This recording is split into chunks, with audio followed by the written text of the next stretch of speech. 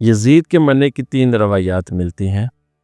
ایک، یہ ایک لڑکی پہ عاشق ہوا اور اس کے ساتھ گیا کسی جگہ پہ، یہ نشے کی حالت میں تھا اور اس لڑکی نے حملہ کیا اور اسے جہنم واصل کر دیا۔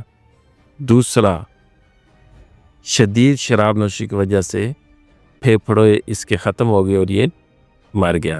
اور تیسری جو روایت ملتی ہے، 1000 لشکر کے ساتھ کہیں جا رہا تھا تو اس کو ایک ہرن نظر آئی اور اس نے اس کا پیچھا کیا اور ہرن جو ہے وہ ایک خوفناک میدان لے جا کے غائب ہو گیا۔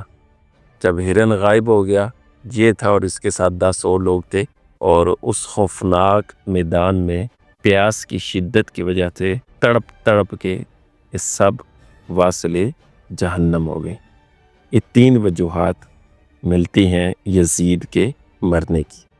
اللہ کریم ہمیں مشن امام حسین رضی اللہ تعالیٰ عنہ کے ساتھ زندہ بھی رکھے اور اسی پہ موت بھی عطا فرمائے۔